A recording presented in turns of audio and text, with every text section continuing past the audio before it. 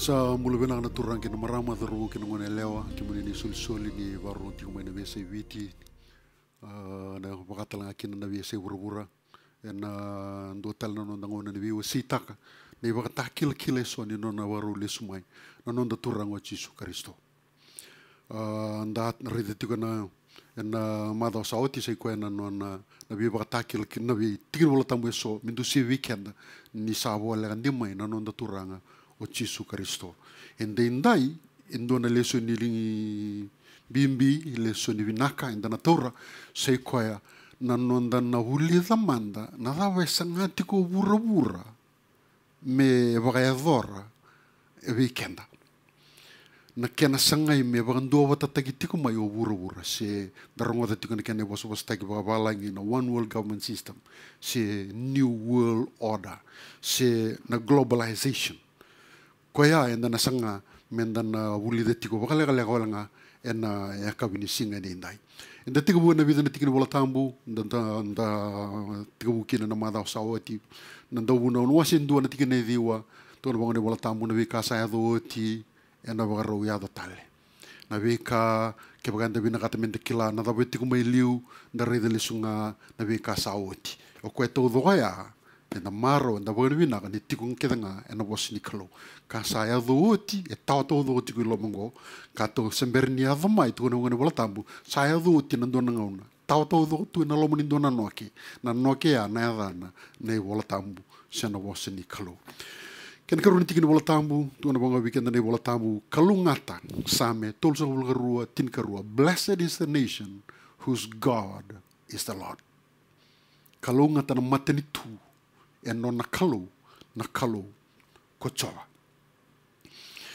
Maten kurni do wase tolu tigene tin kan dua ka weekend ne bola tambu ni sa sangani rawa endo na tamata me virta kan do na autani ko ko nga sa virta gitu ko Jesu Kristo don nga for no other foundation can any man lay than that which is laid Jesus Christ awu ndina kan den don nga na turanga o Jesu Kristo Samen ken wasitin kan dua tigene tolu if the foundations be destroyed what can the righteous do ke bakasa ba ya bala tinayawu adabaren da kawa o kenda na tamata elo dondono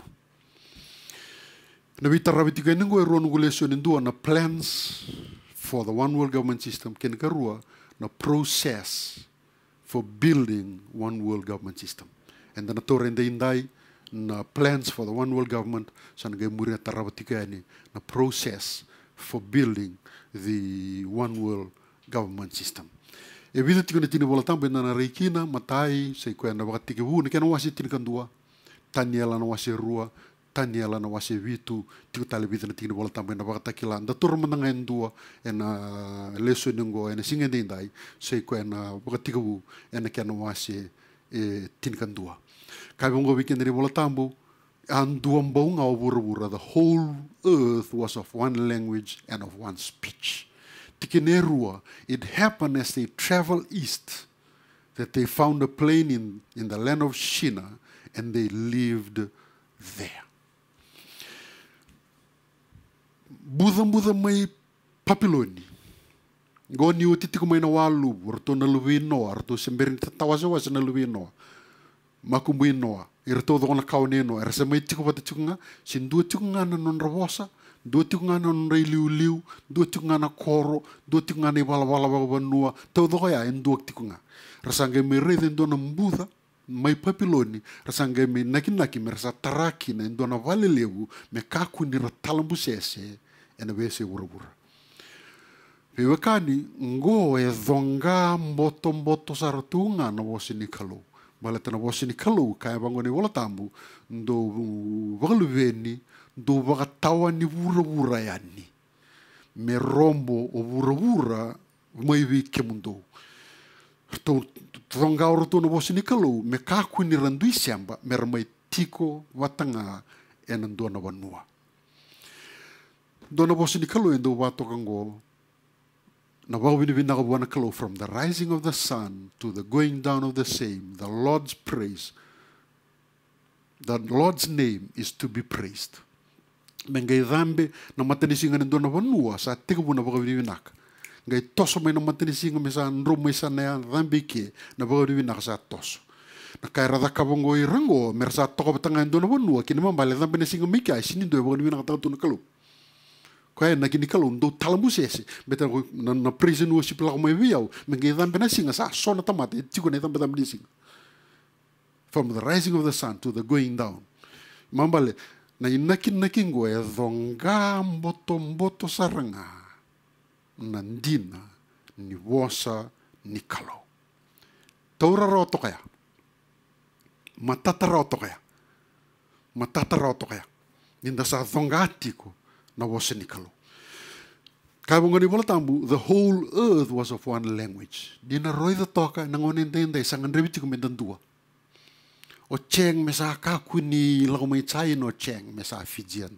O raju mesa kuni lago mai India o raju mesa Fijian. Ya enda sa sangata letiku menda suka kina baka tiga buna kena wasi tinkan dua mendua wata wura tau doko. Ngona globalization. Kai weekend ni bola tamu do buna wasi ndu tiga nedi unda sengerongo do chingaya. Kai saya duoti ena baka rule ya do tali. Ngo saya duoti ena bola tamu. Nanama kini na baka rule ya do tali tiku. O wura me dua watanga na koro. Me kakuni na talambuses itu, ndui wasa, ndui roka, ndui wala ni mbula baka bonua kena vik ndui ni nanondai labo. Esa ngai tiko me na mai dua watanga me reni rawa na kena ngaravi na wura tau dosar. Tikinerua, ni ronga thume na tikinerua na viwekani. Tono wangani wala tambu, it happened as they travel east. Yeni rasa lako wakaki na toka lau. Ni sa dhabuta na ibola tamu na toka lau yana keni malambal na backslide. Yana keni malambal enda sa alako levi mai na isero ni kalau. Na wale waka dewa tarau mo sese. Sangendo utiku kina ena longi tambusara na isero ni kalau. Sangendo visa utiku. Ni mbongi ndurumbu kawanga. Ena singa nduruo. Tiku sari tiku ena Holy of Holies. Ya na Holy of Holies ko tiko ni sero ni kalau e tiko na west, e tiko na ra. Na katumba ndua na wale wakati wadeba. Na katumba e tiko na east, e tiko na tokalo. Ketua na wakani wala tambu political system ke wura-wurungo sa na Babylon o sa na wakata na toko may Babylonian system, na political system, Babylonian system. Babylonian system sa na political system tu na wakani wala tambu na tikinerua as they travel east. Nirasa lako baka kina tokalaw. Kina bambale, erasa siyang nilako tiko kina iseraw ni kalau. Erasa lako levi may buwa na kalau. Na inakinit wakati kabuwa si tinkandua me kaku ni rongo di na lewa ni kalau. Kaku ni da talamu siya ni da tiku nga bakandua. Da tiku nga bakandua eke. Kaya ni sara-sara toka na biwekan. Ni naray da tiku na titi waki ni mata ni tu waka politiki na bese wura-wura tauthok. Esa na thonga tiku nga na iwala tambo. Sa ngau na ngai kau levi kina na iwala tamu. Sa siya nga tali nindua tali na ka. E tiku e nandua na mata ni tu. Me tawulo ni kina na vinaka wati kina dha. Baleta na kalundua-ndua nga ko e veimbuli. O ko e ndua-ndua nga e loloma. E tiku bua na vinaka. Ko e na sala, ko e na ndina, ko e na mula. Na ngau na ngai nda sa kau talevi kina na kalau kina no na wasa. Kanda waka nanda ko e na no na iserau. Menda lako waka kina toka lau. Na bono sara ngai nda sa adhala kina. E ado tu na ka e ado, vi wata kila e so, e ne wata o tini ngau nongo, da loma taratara tiku, na dama sa ado tiku. Da sianga tiku ni kila o kenda nga, kena vei liu taki waka politiki, na vei se wura kere, sa lako leivi tiku mai, na i serau ni kalau. Sa kamimbi nonda kila tiku, na waka samango. Wakatika buwa si tinkandua, Dua batanga na kautamata. Sanga kene liu tiko nimiroti. Nimiroti na watino Semiramis. Nimiroti na kalau vula. Moon God. O Semiramis na watina na kalau matanisinga. Sun God. Na wanongo ngai tau evu maikina. Na vi mata kau dhiu ketanga. Na vi kalau tanye so.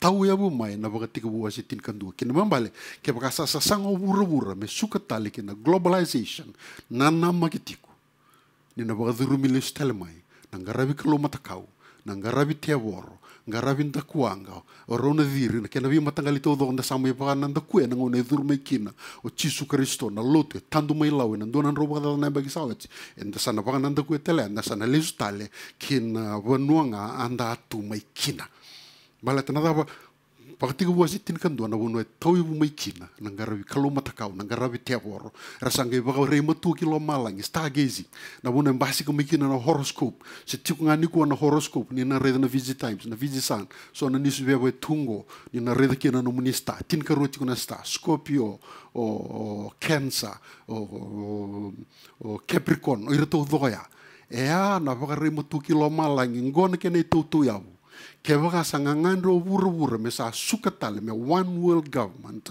we rekedengo and na magitiko nir nambambasi ka todo mai and nambasi ka mai ngarabi setani nambasi ka mai ngarabi kalobu and nambasi ka mai na kena sangai me baka bulum tagitale mai na eve yawu makawa o na kauban remele dakatalekina na kaendo dakatuiliu ko ya na kaya ngandrebitiko and indai balatna daba nir sa muri baka kina tokalau er sa lawlevi mai nei serau er sa lawlevi mai na wasa ni kalo. Na tabe ngandrevi kina me kau levi nei voltam me vilu taki ba matanitu. Me sa secular system. Baletan duan seranga na ndina e kune duan nga fuana kalo kena nona wasa. Ni sa kau levi ngau kwengo. Sa kena tini kena rawa seranga kai pe kena voltamu. Ka sa re duan wana tamata sa kena tini na rusa. Yenta sa kau te levi ngana wasa ni kalo. Me abu ni nonda mula na wisinga. Sa posa saranga ni tamata sa tarabatika ni kilati ko na wekangu na wekani ni borotiko mai na singa dindai e ruotiko ngana lutu na burburungu e lebunga na ya ni lutu e ruotiko ngana lutu da lestal na weruitini dona lutu na wosa ni kalo dona lutu na wosa ni tamata tiko menda kuna na teaworo that's it there's only two religions e ruotiko ngana lutu wosa ni kalo kena wasa ni tamata. Filiu tagi ba politik ndai sa kautale bina wasa ni kalau sanggai mbuli ngana tamata na nona lawa mbuli membaleta na human rights membaleta na women's rights membaleta na children's rights na kena bi matangal tudo era tuto do Kongo ya sa kaule bi ngau Kongo menda sanggai mbuli ngana tamata balete ruti ngana lutu na kai bimbi kina menda kila ya sa ruanga na lutu ya talanga na bune ruti kina na tau mundu ko ira todo do garbamuria na God's word na na yado la malangi ira todo garbamuria na men's word na yado todo yeli ni ruoti ngana lotu ena bura ena bulati kinongo ongendra ba me una ba madala ta weekend na ina kini one world government system baka bura da sa redea ai sona kene ba retaki baka bola tambu menda na magi to aki na baleta ne sengen roba do ni dala na bosi di kalo me baka vida na causa ba da uta to kanya sona songo era tungo na non da bura era songo rando baka to kai tu mer secret organizations era kuka wasar era non ratu na billion ni baka billion na dola era lewatu na business lelewe na non da bura yo so mo nga vire family saranga family business vida ni songo ya au mbito tongo na dhanra me baka na Trilateral Commission TLC na Skull and Bones na CFR Council on Foreign Relations or to na Bilderbergers or to na Club of Rome kena sotali au da taulenga e vida rambose kati ko na ngone ndai e non rasanga o bura menduanga a vida sanga wula matenitu menduanga na matenitu rasanga imbuta e sangaranga imbuta e ono non reinaki na ono na inaki ngo redo mai na dona ivola o Grand Jeffrey na turanga lotungo to ni tala Grand Jeffrey sa ba dengo turanga ni Canada le usar no na ivola membaleta na end times e vola au a kota maikina na ono na global goals non ra secret society ser tungo ena vea se ura. Nana loko wanga na onongo ni nangai rida talenga kina se na dawana ina ki sanga itiko kina men duambo nga ura. Keni matai. Matai ni nakingo. The establishment of a new international economic order. E ngandrevi tiko men duanga na ilawo. Endre tiko ni oviti non Fiji dollars. Dalago ni Thailand tiko me berto na baht. Dalago ni Papua New Guinea tiko me berto na Kina. Dalago Thailand ni ndona mereke tiko me kina ni US dollars. Sange convert tagi tiko baya. Engande mesa anduanga bakanduana ilabo. Sartu sanga tiko ngo kene wakare tagi binaka ngo rato na European Union rato sa sanga mesa anduanga rato ilabo. Wakatu kena euro dollars. Ai ruso ko bulu wada na mateni tu sa ko lebi ken non rato ndu ilabo rato sa mai taro tinga bangongo na euro dollars. Ngai bo tinga Britania se tinga no pound sterling. Yo ando ne kene wakare tagi binaka ko ere ngandre batal tinga wuru me vaya wuru me nduanga na ilabo. Ni sa sangai men duambo nga na ilawo na kaya na sangaingo e na kresta ki tiko na ilawo e na waka malumulu muta ki na sonango na ilawo kaya na ina kingo we ira na vi matani tu me adho masaranga na ngau na rasa alay lenga kina waka ilawo me rasa ambenga rabu saranga waka ilawo na kaya nga edha kabo ira na vi matani tungo me nga ikerkere kina ILO me nga ikerkere kina United Nations me nga ikerkere we ira na matani tu lelebu ko lebu tu wir na ilawo Nango ngai kere kina da kilati ko nei bola tambu tu nei bola tambu a borrower is a slave to the lender. Nango ngai da borrow making and the kere making we become slaves to them. Ya na vanua e na tar making na one world government system.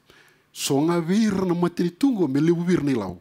O tanga i kresta ki nandol me adava ni rasa sauna e mendo irna vi mateni tu la ya na vese burungo rangi kerker ngon nga kerker kina they become slaves to the lender koya endana sarabatiko en ngon ende indai matai la lai saratiko ngu matai le lebu takatunga ni ngo weekend en buku ni ngauna ken karua engande bitiko men duanga na mateni tu duanga na mateni tu Ngo e bagai bola tambu bete ke bagai na lako na bata ke la ke na wase tin ka tolu tin ka ono ke tin ka walu tu na bagai bola tambu nin sen dona turanga na biluta ke na burburungo na nona na mana ono tamata todo ke na makata ke na linga ne matau senenda na e na nona maka e na nona namba ke na mambale sa sangai tingo men do bata mo burbura ngun sa do bata me kino burbura sangai me wangara ya ndona ke na liu ke ni ka tolu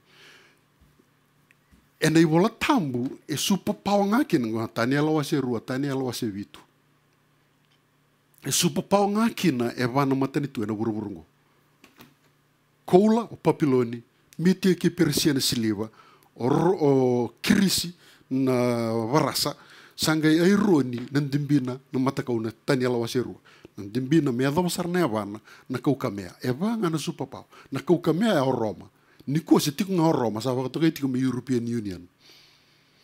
Supapao tiko ndende o merke wata ki China wata ki Russia o rotungo o merto ya lilevi. Yana inaki era naki takatiko o irango na secret global societies e na wura se ko na kena mul mutaki en o merke wata ki Russia Basi kata kita lemengo China, sa sangai talangango me bo mul mutaki levo China, ngai levo ngaudi, sangai levo ngani bola tambu na European Union baleta. Na European Union tu na bango ni bola tambu na tani alo wase vitu na ikawani manu ngai tini no nei leu, ena maliu ni tini nei leu, ngai basi kamai kina do nei leu lelai, ko ngai leu ira toto ko nei leu leleungo, nei leu lelai ai waka boti tiko na ko na Kristo belasu, no, ko na mai luta ki bura toto na basi kamai na mateni tu waka Roma. Ko e supa pau tika ngani bola tambu o Roma. O merke wata ki China, wata ki Rusia ke kai sota le tiko. E sianga ni tiko ni bola tambu ya.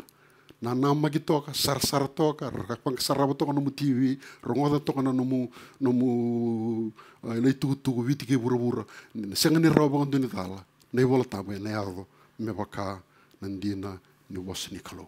Keni ka ba au sa wada utakatiku sa ikoena kena sangai me lavetida kena European Union me sa superpower ke burburungo ne reserve currency tigo na bura ni kuana US dollars ngan rebi tigo me kaule na US dollars meron ge vanga taka na euro ngona dava ne ado kina da senga sartu ngani kila kanga enda kila ni bosa ni kalo e vati ngana mateni tu ko e redo nepuka nesa nona tanra e na taniela na kena waserua vatal ngakina na redo taniela e na taniela wasevitu e vati ngana mateni tu ya Babiloni mitia ke Persia o kirisi o Roma se ko na European Union e tigo na singa ende indai keni kalima na kena na vangarai endua me liuta ki wura na ngona sa sema tau doko me ki no wura me vangarai ndona tamata vuku yaloma tua